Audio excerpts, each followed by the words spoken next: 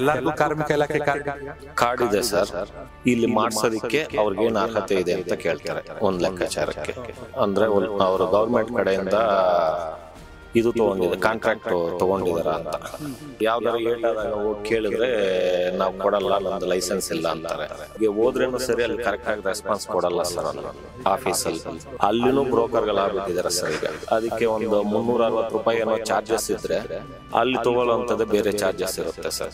ಲಂಚ ಕೇಳೋದಿಲ್ಲ ಇದೆ ಸರ್. ಸರ್ಕಾರ ಬದಲಾದ್ರೂ ಅಧಿಕಾರಿಗಳು ಬದಲಾಗಿಲ್ಲ. ಯಾರು ಬದಲಾಗಲ್ಲ ಸರ್, ಸರ್ಕಾರ ಮಾತ್ರನೇ ಸರ್ ಬದಲಾಗಲ್ಲ, ಅಧಿಕಾರಿಗಳು ಅಲ್ಲೇ ಇರ್ತಾರಲ್ಲ ಸರ್. ಸರ್ ನಮ್ಗೆ ಯೂಸ್ ಆಗಿದ್ದು ಅಂದ್ರೆ ಕೊರೋನಾ ಟೈಮಲ್ಲಿ ಮಾತ್ರನೇ ಸರ್ ಆ ಕಾರ್ಡ್ ಯೂಸ್ ಆಗಿದೆ. ಎಸ್ ವೀಕ್ಷಕರೇ, ರಾಜ್ಯದ ಹಲವೆಡೆ ಕಾರ್ಮಿಕ ಇಲಾಖೆಯ ನಕಲಿ ಕಾರ್ಡ್ ರದ್ದಾಗಬೇಕು, ಜೊತೆಗೆ ಅರ್ಹರಿಗೆ ಕಾರ್ಮಿಕ ಇಲಾಖೆ ಕಾರ್ಡ್ ಸಿಗಬೇಕು ಅಂತ ಸರ್ಕಾರ ಸಾಕಷ್ಟು ಪ್ರಯತ್ನ ಮಾಡ್ತಾ ಇದೆ.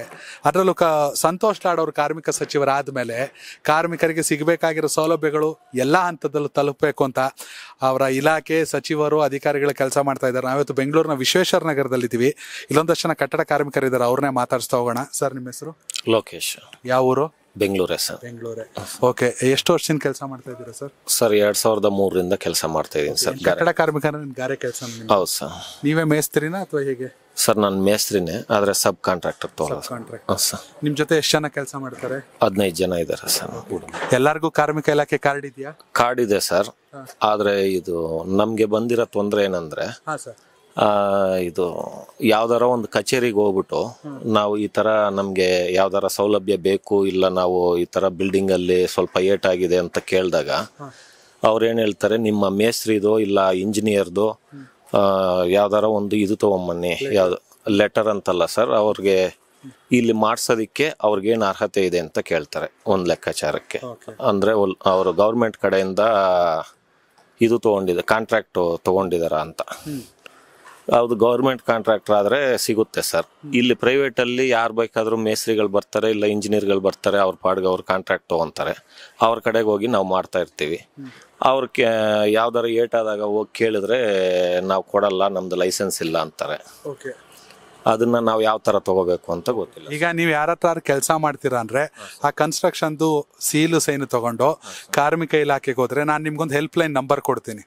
ಆ ಹೆಲ್ಪ್ ಲೈನ್ ನಂಬರ್ಗೆ ಕಾಲ್ ಮಾಡಿ ನಿಮಗೆ ನಿಯರೆಸ್ಟ್ ಆಫೀಸ್ ಯಾವ್ದಿದೆ ಅಂತ ಕೇಳ್ಕೊಂಡು ಅಲ್ಲಿ ಹೋಗ್ಬಿಟ್ಟು ನಿಮ್ಮ ಆಧಾರ್ ಕಾರ್ಡು ಮತ್ತೊಂದನ್ನ ಕೊಟ್ಟು ನಾವು ಇಷ್ಟು ವರ್ಷದಿಂದ ಕೆಲಸ ಮಾಡ್ತಾ ಇದೀವಿ, ನಮಗೆ ಕಾರ್ಡ್ ಇದೆ, ಆದ್ರೂ ನಮಗೆ ಸೌಲಭ್ಯಗಳು ಬರ್ತಾ ಇಲ್ಲ, ನಾವು ಇಲ್ಲೇ ಹುಟ್ಟು ಬೆಳೆದಿರೋದು ಅಂತ ಹೇಳೋ ಪ್ರಯತ್ನ ಮಾಡಿ. ಹಂಗೆ ಹೇಳಿದ್ದಕ್ಕೆ ನಿಮ್ಮ ಕಾಂಟ್ರಾಕ್ಟರ್ ಯಾವ ಸೈಟ್ ಇಂದ ನಿಮ್ಗೆ ತೊಂದರೆ ಆಗ್ತಾ ಇದೆಯೋ ಆ ಸೈಟ್ ಅಲ್ಲಿ ಮಾಡ್ತಾ ಇರೋ ಮೇಸ್ತ್ರಿ ಮತ್ತೆ ಇಂಜಿನಿಯರು ಓನರು ಎಲ್ಲರದ್ದು ಸೈನ್ ಮಾಡ್ಕೊಂಡ್ ಬಂದ್ ನೇರ್ತಂದ ಸರ್. ಯಾರು ಸೈನ್ ಹಾಕೊಡ್ತಾ ಇಲ್ಲ? ಸೈನ್ ಹಾಕೊಡಲ್ಲ ಸರ್ ಮಾಮೂಲಿಯಾಗಿ, ಯಾಕಂದ್ರೆ ಅವ್ರಿಗೆ ಏನಾರ ತೊಂದರೆ ಆಗುತ್ತೆ ಅಂದ್ಬಿಟ್ಟು ಅವರು ಇದ್ ಮಾಡ್ತಾರೆ. ವೀಕ್ಷಕರೇ, ಇಲ್ಲೊಂದು ಗಮನಿಸಬೇಕಾಗಿರೋ ಸಂಗತಿ, ನಿಜಕ್ಕೂ ಚೆನ್ನಾಗಿ ಹೇಳಿದ್ರು. ನಾವು ಇಷ್ಟು ವರ್ಷದಿಂದ ಕೆಲಸ ಮಾಡ್ತಾ ಇದ್ದೀವಿ, ನಮ್ಮ ಹತ್ರ ಕಾರ್ಮಿಕ ಇಲಾಖೆ ಕಾರ್ಡ್ ಇದೆ, ಅದಕ್ಕೆ ಸಂಬಂಧಪಟ್ಟಂತೆ ಯಾವ್ದಾರ ಅನಾಹುತ ದುರಂತ ಮತ್ತೊಂದು ಆದಾಗ ಕಾರ್ಮಿಕ ಇಲಾಖೆಗೆ ಹೋದ್ರೆ ನಿಮ್ಮ ಮೇಸ್ತ್ರಿ ಅದಕ್ಕೆ ಸಂಬಂಧಪಟ್ಟವ್ರು ಸೈನ್ ಹಾಕೊಡಿ ಅಂತಾರೆ. ಆದ್ರೆ ಅವ್ರುಗಳು ಸೈನ್ ಹಾಕೊಡಕ್ಕೆ ರೆಡಿ ಇಲ್ಲ. ಇದು ಹೆಂಗೆ ಅಂದ್ರೆ ದೇವ್ರ ವರ ಕೊಟ್ಟರು ಪೂಜಾರಿ ಕೊಡಲ್ಲ ಅಂತಾರಲ್ಲ, ಹಂಗಾಗಿದೆ. ಹೀಗಾಗಿ ಸರ್ಕಾರ ಇದನ್ನು ಕೂಡ ಗಮನ ಹರಿಸ್ಬೇಕು. ಕಾರ್ಮಿಕ ಇಲಾಖೆ ಕಾರ್ಡ್ ಇದೆ ಅಂತ ಆದ್ಮೇಲೆ ಅವ್ರಿಗೇನೋ ದುರಂತ ಆಗಿದೆ ಅಂದ್ರೆ ಸರ್ಕಾರದಿಂದ ಬರ್ಬೇಕಾಗಿರೋ ಸೌಲಭ್ಯ ಬರಬೇಕು. ಅದಕ್ಕೆ ಮತ್ತಷ್ಟು ಜನರನ್ನ ವಿಚಾರಿಸೋ ಅಥವಾ ಸರ್ಕಾರದಿಂದಲೇ ಯಾವ್ದಾರು ಅಧಿಕಾರಿಗಳು ರೂಮಲ್ಲಿ ಕೂತ್ಕೊಳ್ಳೋದನ್ನ ಬಿಟ್ಟು ಸ್ಪಾಟ್ ಇನ್ಸ್ಪೆಕ್ಷನ್ ಮಾಡ್ರೆ ಗೊತ್ತಾಗುತ್ತೆ. ಏನಂತೀರಾ ಸರ್? ಹೌದು ಸರ್.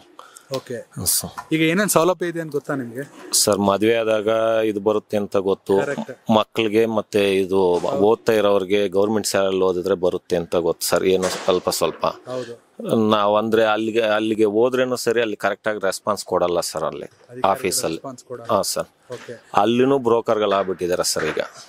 ಹಾ ಸರ್, ಕಾರ್ಮಿಕರ ಇಲಾಖೆ ಆಫೀಸ್ಗಳಲ್ಲೂ ಸರಿ ನಾವು ಒಂದು ಕಾರ್ಡ್ ಮಾಡ್ಕೋಬೇಕಂದ್ರೂ ಸರಿ ಅದಕ್ಕೆ ಒಂದು 360 ರೂಪಾಯಿ ಏನೋ ಚಾರ್ಜಸ್ ಇದ್ರೆ ಅಲ್ಲಿ ತಗೊಳ್ಳೋಂಥದ್ದೇ ಬೇರೆ ಚಾರ್ಜಸ್ ಇರುತ್ತೆ ಸರ್. ಈಗ ಈಗ ಖಂಡಿತ ಎಲ್ಲ ಕಡೆ ಭ್ರಷ್ಟಾಚಾರ ಅನ್ನೋದು ಇದ್ದೇ ಇರುತ್ತೆ. ಈಗ ಹೊಸ ಸರ್ಕಾರ ಆಲ್ಮೋಸ್ಟ್ 2 ವರ್ಷ ಆಯ್ತಾ ಬಂತು. ಸಚಿವರು ಯಾರು ಅನ್ಕೋತ? ಕಾರ್ಮಿಕ ಸಚಿವರು ಸಂತೋಷ್ ಲಾಡ್ ಅವರು. ಅವ್ರು ಬಂದ ಮೇಲೆ ಕೂಡ ಇದೇ ರೀತಿ ಸಮಸ್ಯೆಗಳು, ಲಂಚ ಕೇಳೋದಲ್ಲ ಇದೆ ಅಂತ ಅನ್ಸುತ್ತೆ? ಇದೆ ಸರ್. ಸರ್ಕಾರ ಬದಲಾದ್ರೂ ಅಧಿಕಾರಿಗಳು ಬದಲಾಗಿಲ್ಲ? ಯಾರು ಬದಲಾಗಲ್ಲ ಸರ್, ಸರ್ಕಾರ ಮಾತ್ರನೇ ಸರ್ ಬದಲಾಗಲ್ಲ, ಅಧಿಕಾರಿಗಳು ಅಲ್ಲೇ ಇರ್ತಾರಲ್ಲ ಸರ್.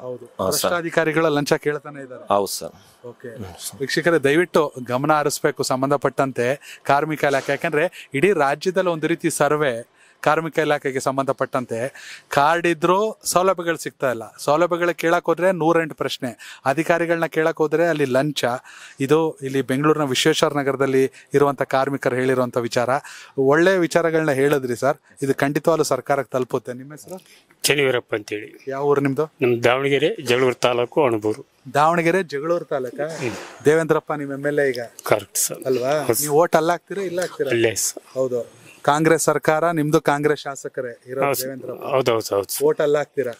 ಏನಾರು ಇದ್ರೆ ನಿಮ್ಮ ಊರಲ್ಲಿ ಹೆಲ್ಪ್ ಎಲ್ಲ ಮಾಡ್ತಾರ ಶಾಸಕರು?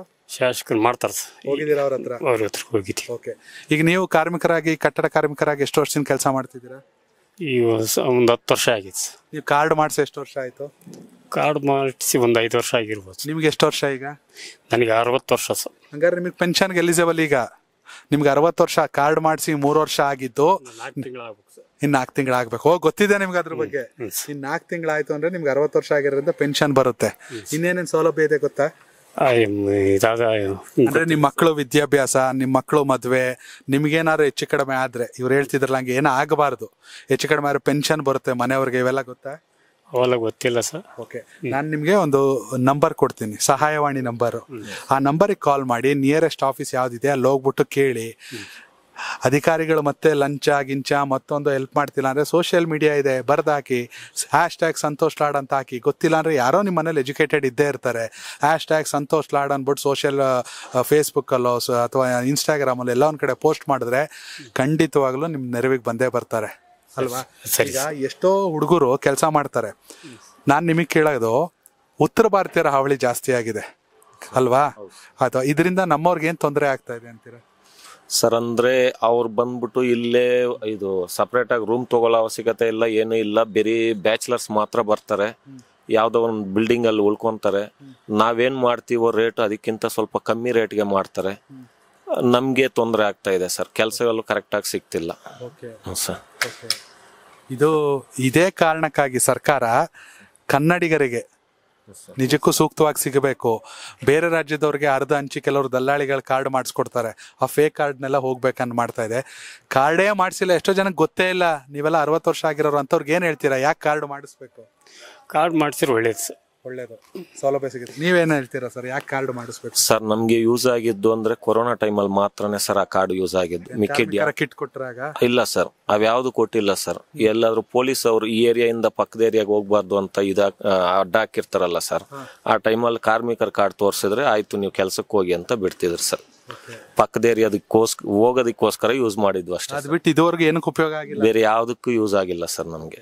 ದಯವಿಟ್ಟು ನಿಮ್ಮ ಹಕ್ಕು ಇದು, ಅದನ್ನ ಪಡ್ಕೊಳ್ಳೋ ಪ್ರಯತ್ನವನ್ನ ಮಾಡಿ, ನಾವು ಕೂಡ ತಿಳಿಸ್ತೀವಿ.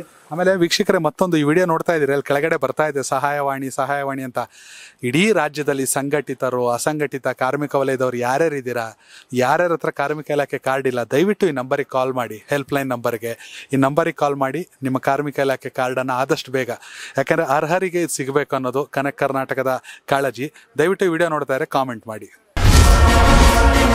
ಕನೆಕ್ಟ್ ಕರ್ನಾಟಕ, ಇದು ನಿಮ್ಮ ನೆಟ್ವರ್ಕ್.